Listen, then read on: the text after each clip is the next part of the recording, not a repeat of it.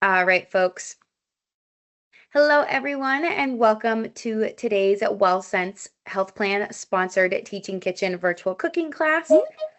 Today's class, we are making one of my most favorite fall/winter comfort meals. We are making a chili and cornbread duo.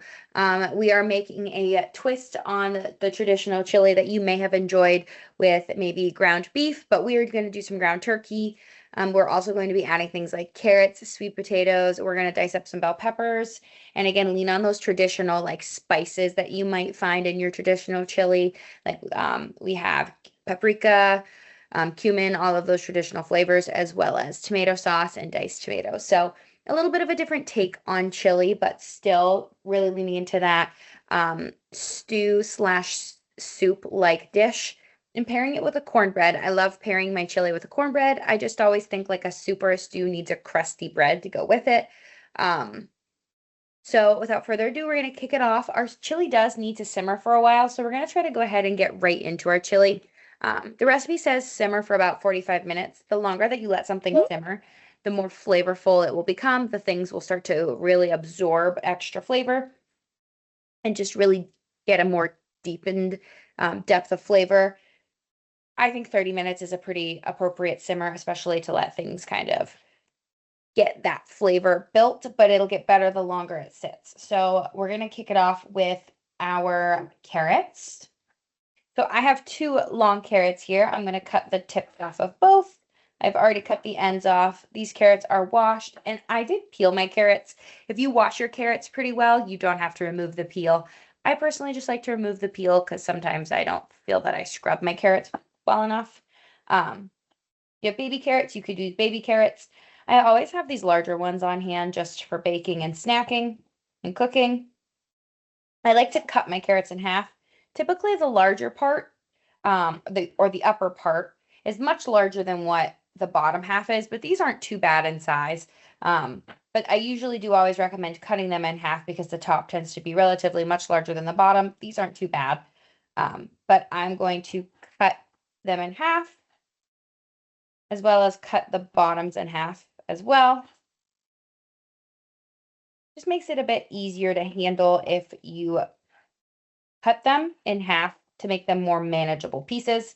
You can tell here that this is a little bit larger. We just want to ensure that all of our dices are somewhat equal. So now that I cut them in half, they have a flat surface that they can lay on to make it a little bit safer and easier to cut. So not on the rocked side, but the flat side. I'm going to go ahead and cut into threes because this is a rather thick one, but the goal is to keep these somewhat similar in size. So when we dice, we get similar dices so they all cook evenly. I am using a rather small chef's knife. If you have a paring knife, you can use that or a large chef's knife. This one is a bit smaller, so it might not need as much. Use your discretion. The smaller side just needs in half. I'd say this guy just needs in half. And that one needs in half. We'll square this one off. I did already pre-dice my onion. I don't know if anybody out there has the same experience, but whenever I dice onions, the compounds that come from actually dicing them always makes me tear up. So I tried to avoid that on camera today since we have some other veggies to dice, but if you are cooking with me, you'll want to go ahead and dice your onion. I like to take manageable chunks and go ahead and start dicing and just kind of trying to use my guide hand to keep them all in place. Again, I am using a smaller chef's knife.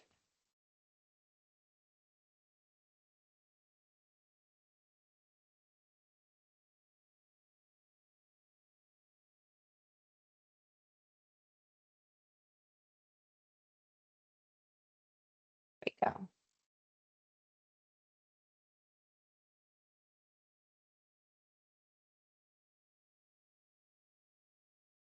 All right. Perfect. All right, now we have our carrots diced into some nice, somewhat similar sized dices. We're going to go in and do our bell pepper.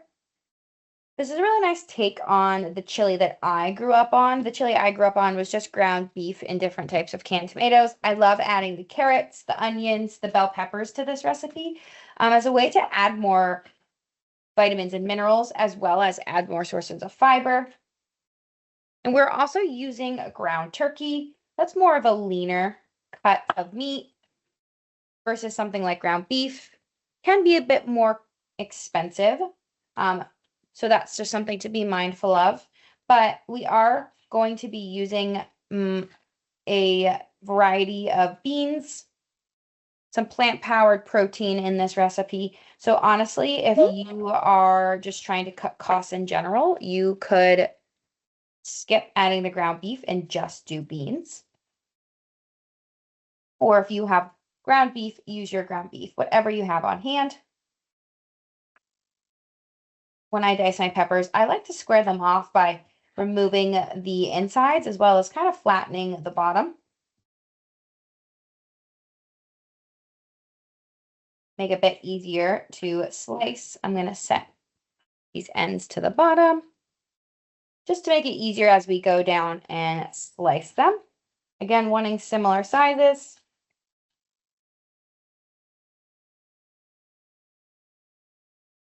Beautiful. I think chili is a really cool recipe that I've noticed different areas of the country have different takes on chili. But there is not a right or wrong way to make chili. That's why cooking is so fun, in my opinion. You can always add your own spin or twist to a classic recipe to find what works for you and with what ingredients you have on hand.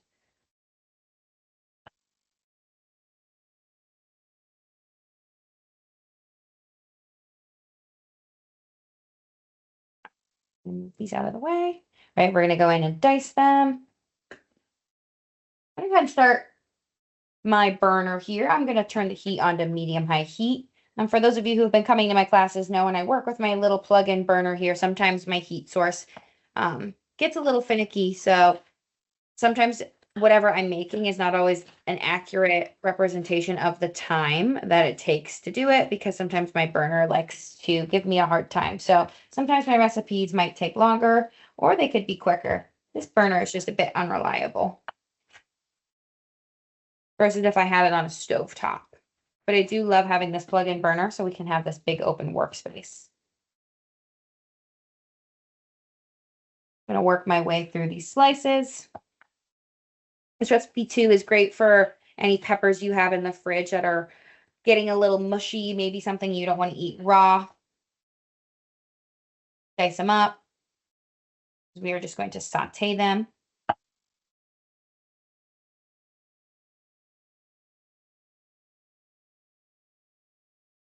Chili is a combination of a soup slash stew, I would say.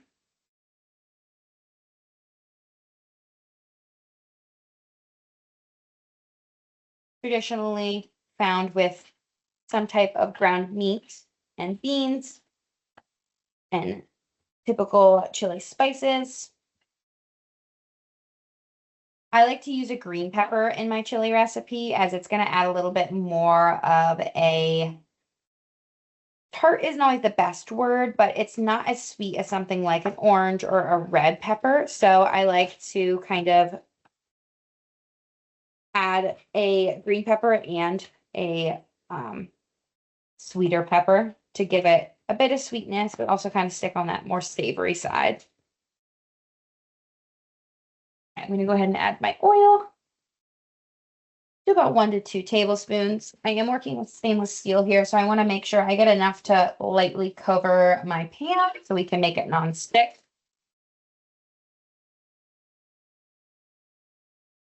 All right, we are going to add our onions, our peppers, and our carrots. Sometimes a good way to see if your pan is ready is to flick a bit of water in there. And usually when it's ready, you'll see the water becomes little tiny beads. I don't see it beading quite yet.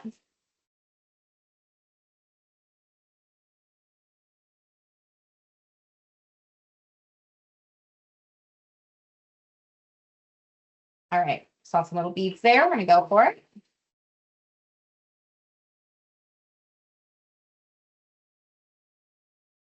You're welcome to unmute yourself or put it in the chat, but I'm curious.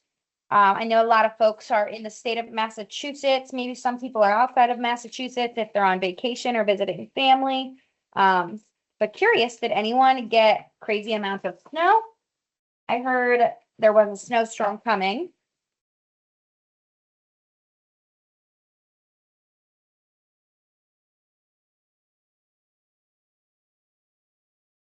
All right, Deborah says no snow here, just rain and cold.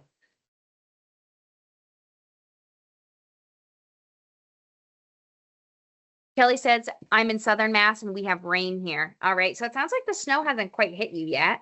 I'm actually in central Pennsylvania and we had about 5 inches of snow today. I live on top of a mountain though, so I might have more than the rest of the public. I'm gonna add just a pinch of salt here. All right, I see some more folks saying just rain.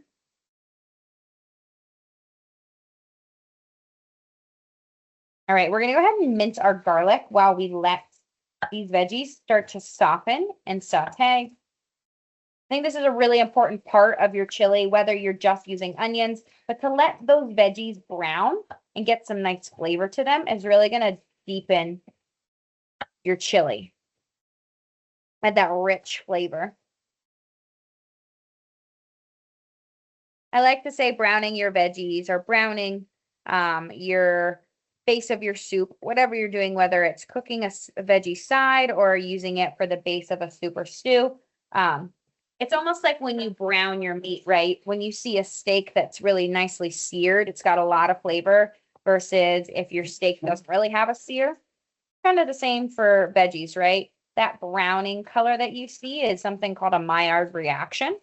It's a chemical reaction that occurs with heat. And to me, when I see that browning effect, to me, that screams flavor. It really releases these nice flavor compounds. Just doing a rough mince here. I like to kind of slice my garlic and then go up and back, up and back.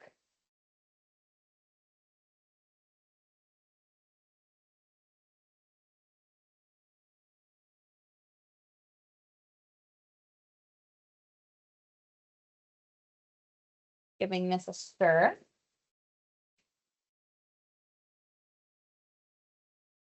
This is going to be a really fiber-rich chili, and I'm so excited for it.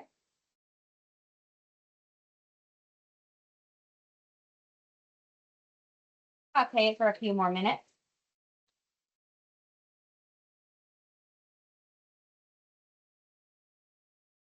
This would be a great time to get your beans ready. I have a can of light kidney beans and a can of black beans.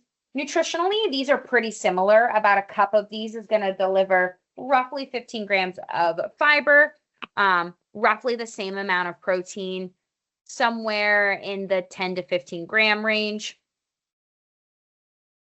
I would say that the only thing that I would note as a difference is the flavor between these beans.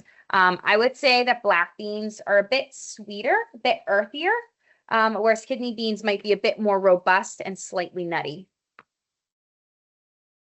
Sorry about that, folks. I did not realize I was still spotlighting my face. All right, so these are actually rinsed and drained. I like to drain the liquid from my beans to help remove some excess sodium. That is not going to totally eliminate any sodium from the can that was in the from the beans in the can, but it will help reduce it some. All right, so I do see we have a question here. Do you lose anything to use already minced garlic? If you want to use pre-minced garlic, that will save you some time. I think that's a great way to kind of speed up the process. You could even use garlic powder. I will say that what I have noticed when working with pre-minced garlic, which I do quite frequently, is that sometimes it's just not as sharp of a flavor, which is quite all right in my opinion. I think you still get that really nice garlic flavor. And if you don't have any fresh garlic at all, there's nothing wrong with going in with some garlic powder. I'm gonna add just a bit more oil here.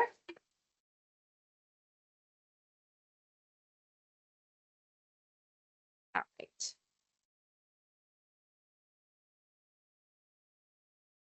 I added the garlic in later because I didn't want it to burn. Garlic is a lot more sensitive than something like veggies and onions. So we added those in a bit later. They will burn. They just need a real quick saute. All right, I'm gonna make a little well here. And I'm gonna add my ground turkey.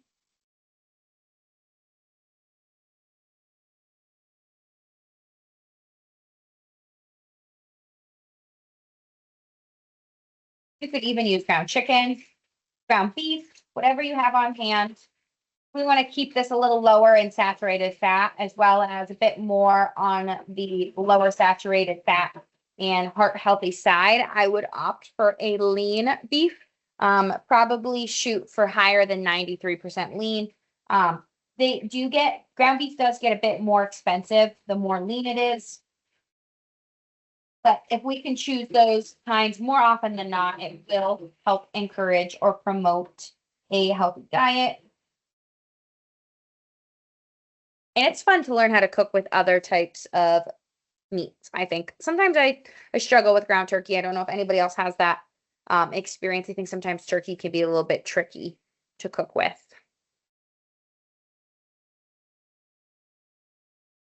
All right, we want this to nicely brown. Trying to break it up as best I can so it starts to brown. All right, our next step here is that we are going to add, or are we going to put that right there? We are going to add our tomato paste and our spices. If you don't have tomato paste, you can use ketchup. I will say I have a fun little hack for anybody out there who buys those little jars of tomato paste. These guys. If you open this, I know it's small, but oftentimes your recipe might only call for 1 to 3 tablespoons. If you open this and you're not quite sure what to do with it, I will show you my freezer hack. Let me grab it.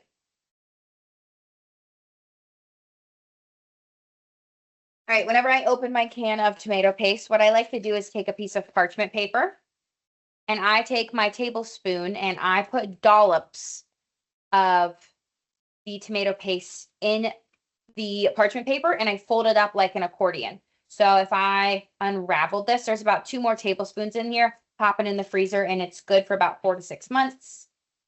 I pulled this out about 30 minutes ago and it's defrosted. So good way for me to save some of the tomato paste I have in my freezer and not have any extra waste.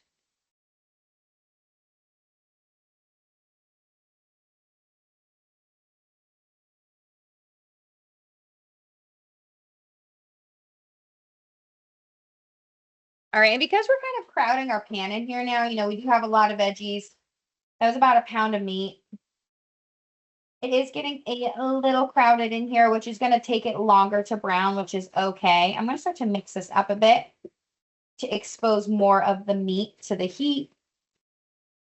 Once we notice that it has gone from that light pink color to more of that opaque color that is noteworthy with cooked turkey, we're going to add our spices and our tomato paste.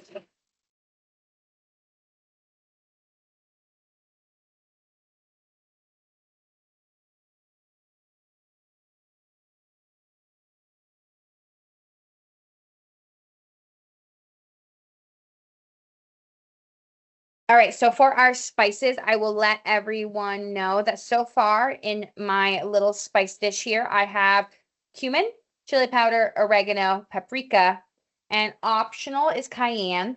I came in with about 1/4 of a teaspoon. If you like a little bit of more spice with your chili, I would recommend upping that. You can also add whatever spice of choice that you prefer. If you like a little bit of crushed red pepper flakes, go in with that.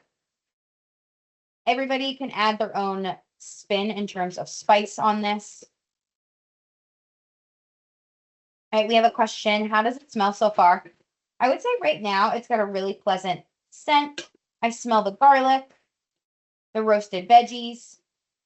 I bet as soon as I add the tomato paste and the spices, it's going to be a really nice scent. I feel like the word hearty doesn't accurately describe a scent, but when I think of chili, I think of how hearty it is. So it makes me think of that.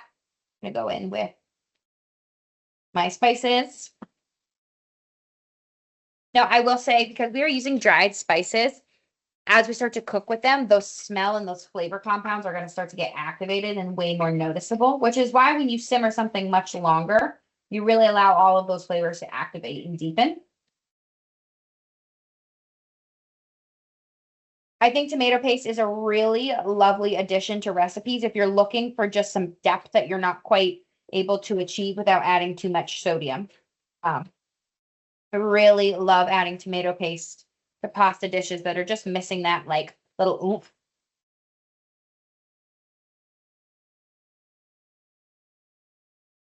It smells really good. I really smell the cumin. That's one of my favorite spices. This is a recipe that you could make ahead of time and serve for dinner, even lunch. Hey, if you like dinner for breakfast, you can have it for breakfast. But this is going to yield a pretty decent amount. I'd say about 6 to 8 servings. I would also recommend if you're going to enjoy this for dinner, great, but then make sure you store this in the fridge right away and it'll be good for up to 3 to 5 days. All right.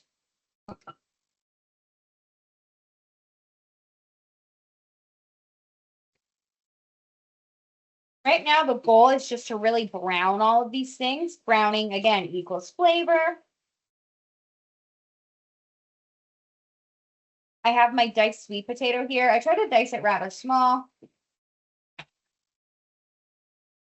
Tomato sauce. Petite diced tomatoes. You need about 2 cups of water. There's 1 cup. I'm going to rinse the rest of the sauce out to get my 2nd cup.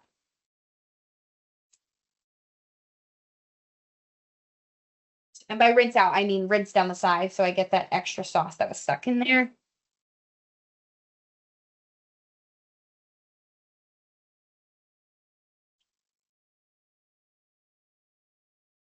We're going to stir in our beans. This is looking so delicious. I'm so excited.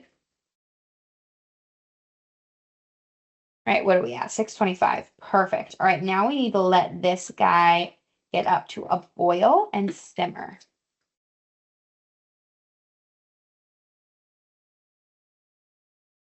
Perfect. All right, folks. So now we're going to go on to recipe number 2.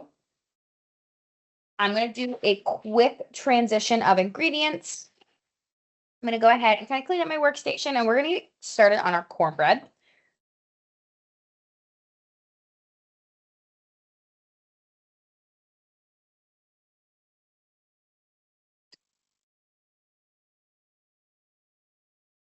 Folks, so just bear with me here. Does anyone have any questions so far about our chili?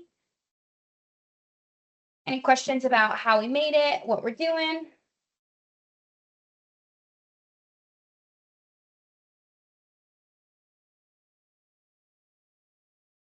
All right.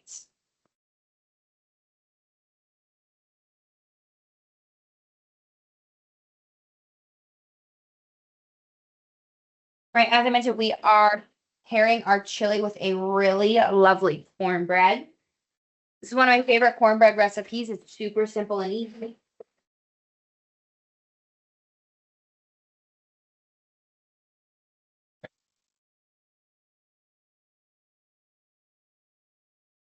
Right, so we have 2 bowls here. Have some milk and some sugar. We need our cornmeal and our all-purpose flour.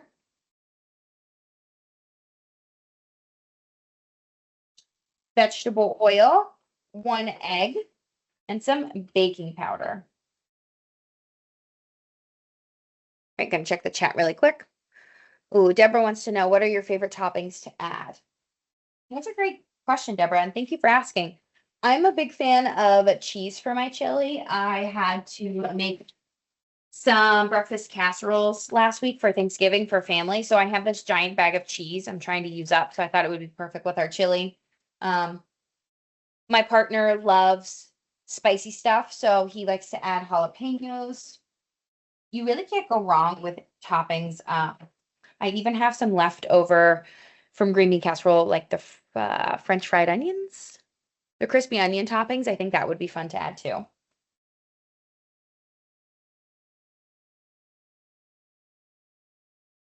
All right, so now we're going to pivot into our cornbread. First things first is you're going to get your 8x8 pan and preheat your oven to 425 degrees, which I have already done. I have a metal pan here. I have already actually cooked a cornbread. We have a finished product over there, so we can go through that together.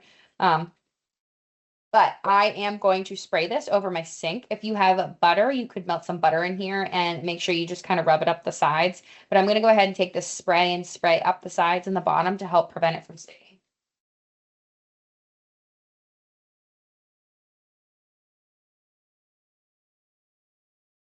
All right, all sprayed. One of the reasons I love adding cornbread to our chili is one, I think it's a really nice hearty side. I think chili is a really great complete meal. We're getting non-starchy vegetables from our peppers, from our onions. We're getting starchy vegetables from our sweet potato. We're also getting non-starchy veggies from all of our tomato products. But we are getting more of like the starchy vegetables as well from the sweet potatoes and all of the beans. Beans, I consider their own category, but they're going to bring some complex carbohydrates, just like the sweet potato. They're higher in carbs. They're going to be higher in fiber as well, which is awesome. But and we also have protein as well from our beans, I'm sorry, and from our turkey. So we have a lot going on there. I think the cornbread just adds a little sweetness, but also adds like another source of carbohydrates, just to complement the flavors. I do find that these two things go together really well. And I like to add a side to this type of dish. So some folks like to crumple up their cornbread and add to it. I kind of just like to eat it on the side. I think they really complement each other. But cornbread, super, super simple. We just need the cornmeal, flour, sugar, baking powder, salt, milk, eggs, and oil. Super simple, but we actually need to prepare them in two separate bowls. We don't want to overmix them because sometimes that can cause them to concave when they're cooking. It's just like baking is a very sensitive process, so we want to make sure we don't overstir anything. So that's why we're going to start out with two bowls. In our first bowl, we are going to add our all-purpose flour and our cornmeal. We are also going to come in with the baking powder, and we need 1 tablespoon. If you are using baking powder, I really like to take the top and fold it back and use that top as a way to scrape off the excess.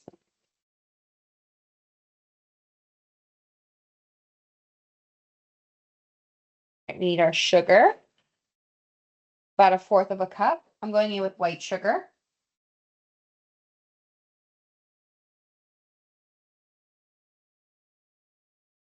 And we need some salt. We need about 1/2 a teaspoon of salt.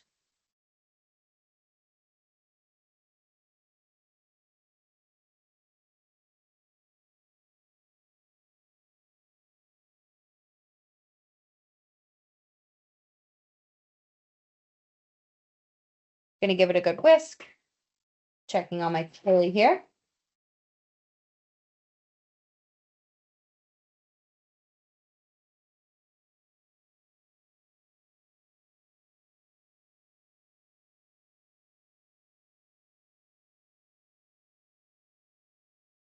This is looking good. Just wanted to make sure it's really well incorporated because once we start to mix the wet with the dry, we don't want to have to over mix to redistribute all of the dry ingredients.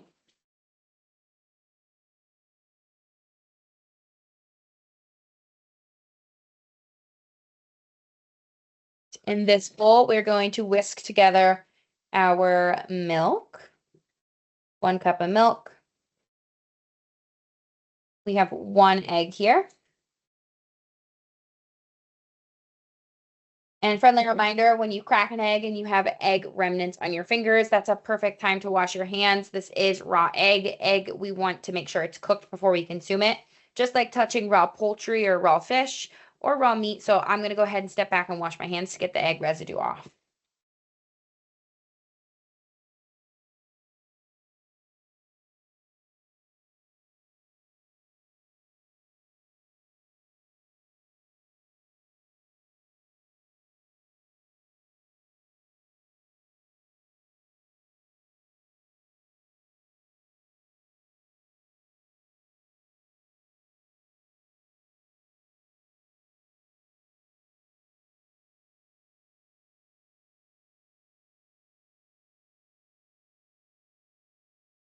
And then the last thing we need to do is add our oil. Some recipes do call for butter. This one calls for cooking oil. And we need 1/4 of a cup.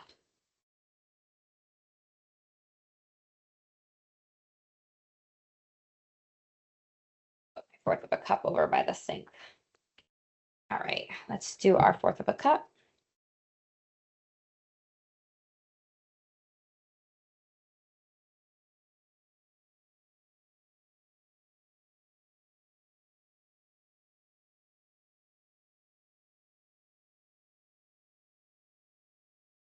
All right, I'm gonna go back in with my whisk.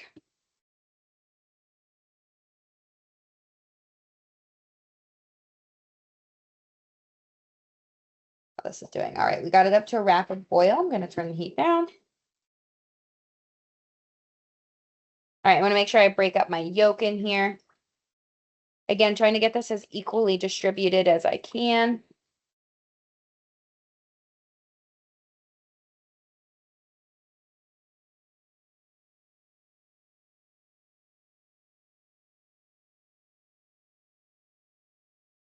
All right.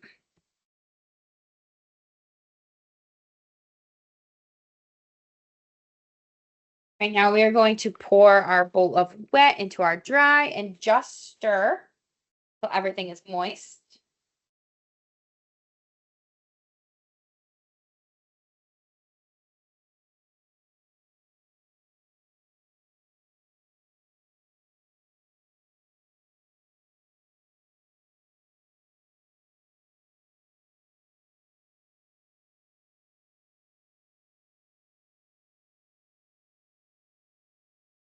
Says it is okay if there are a few lumps. We do not want to overstir it.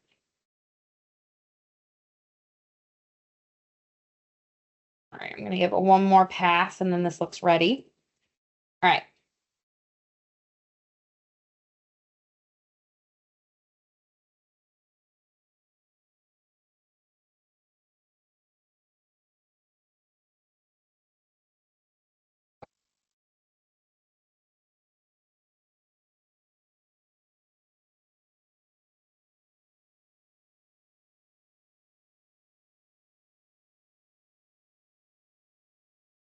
And fun fact, corn, like cornmeal, is actually a whole grain. So this is providing us with some whole grains as well. All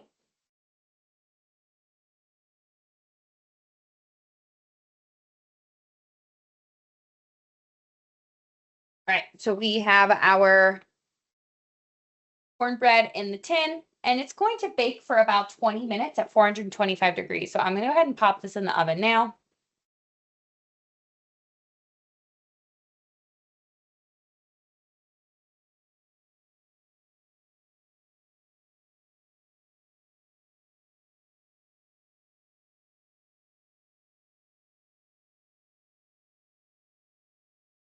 All right, so here is a finished cornbread.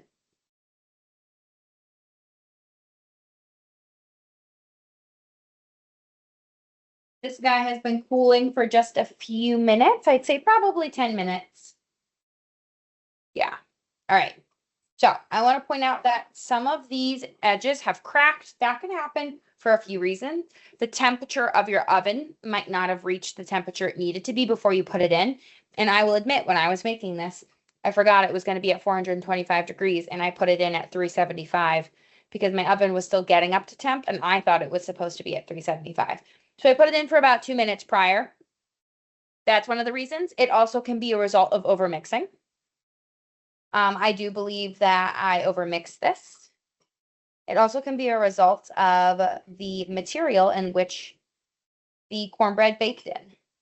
So the cornbread had to, I only have two pans, two 8x8 pans. And I bake this in a glass pan. And glass is sometimes a poor conductor of heat, meaning it'll take a while for it actually to heat up. So that might be a reason why as well.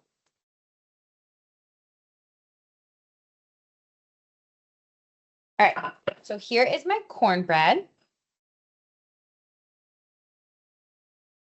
Really nice and fluffy and warm.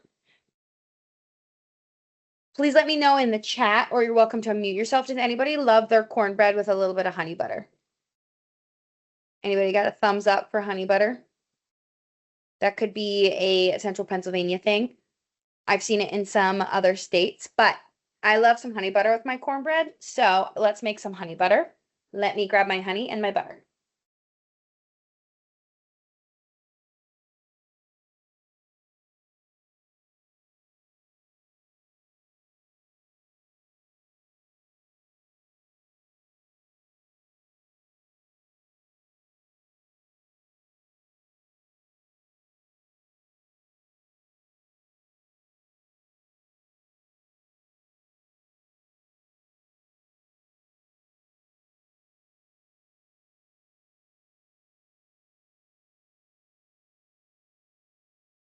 All right, I have some softened butter here. We want our butter a bit softened. I did see some thumbs up and I see some yeses in the chat, so perfect. Let's make a quick honey butter. All right, scoop of butter here. Like I said, it's room temp. I'm gonna go in with about 2 tablespoons of honey. You can always add more. It is more difficult to take away. So when in doubt, start with less. We're gonna just start kind of pushing it around with the honey and the butter with the back of a fork. Some folks even like to add cinnamon. That's why this room temperature butter is really important. If you have a stand mixer, you can even throw both of those in there and it'll kind of whip it up for you. I like to just soften it and go in with the back of a fork.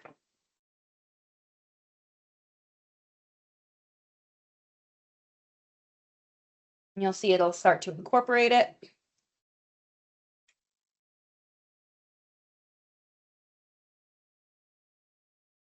There we go. Open that up a bit.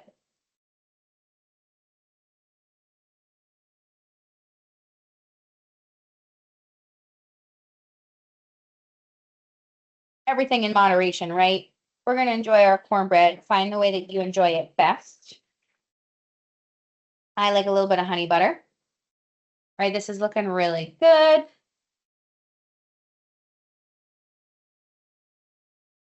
Perfect. All right. So let's try it. Sometimes I like to butter the bottom of my cornbread. Sometimes the top seems a little too fragile, or even the side there.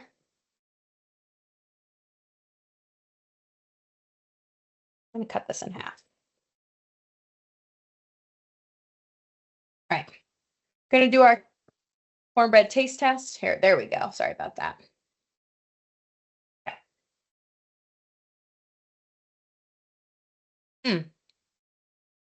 Really good. Not too dry, but I do find in general that cornbread can be a bit on the drier side compared to something like a cake. Honey butter, really great. I would say that was about 4 tablespoons of butter to 2 tablespoons of honey. I want to take a peek at our chili. Really, really good here. I think that this was cooked well enough. I'm curious how our other cornbread will turn out. Perfect little honey butter topping.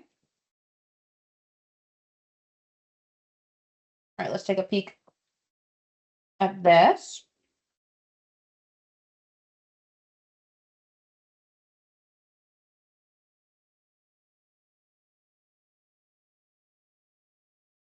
This is looking really beautiful. What do we think? Look at all these colors.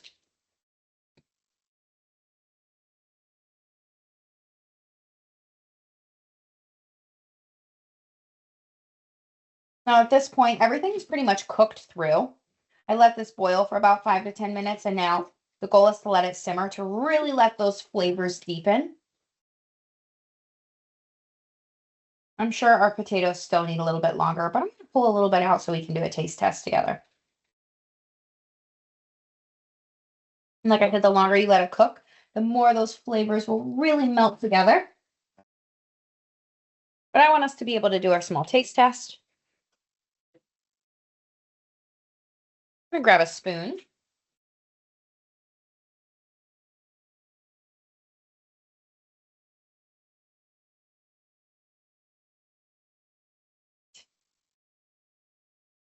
What do we think so far? What was your favorite? The chili, the honey butter, or the cornbread?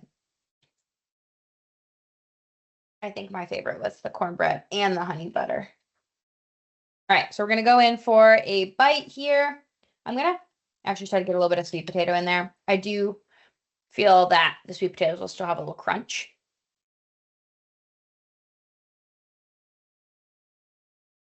Mm. Flavor spot on. The sweet potatoes still have just a small crunch. I personally, if I would make this again, would probably put the sweet potatoes in when I saute all the veggies, but knowing not putting it in too early because I don't want to brown it and make them crispy, just to give it a little bit longer. The beans are really nice and all the other veggies are really nice. The sweet potato, like I said, just still has a little crunch to it.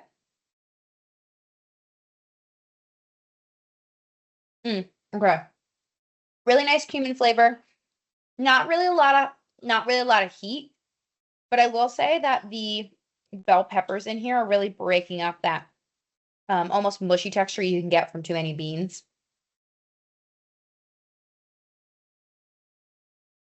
Really, really lovely flavors here. Sweet potato adds like a hint of sweetness that you don't normally get from chili. So I would definitely really recommend this recipe, making sure you cook it long enough that those sweet potatoes are softened, but really lovely. All right, folks, before everyone hops, I do want to put a survey in the chat. This is a survey that you will remain anonymous.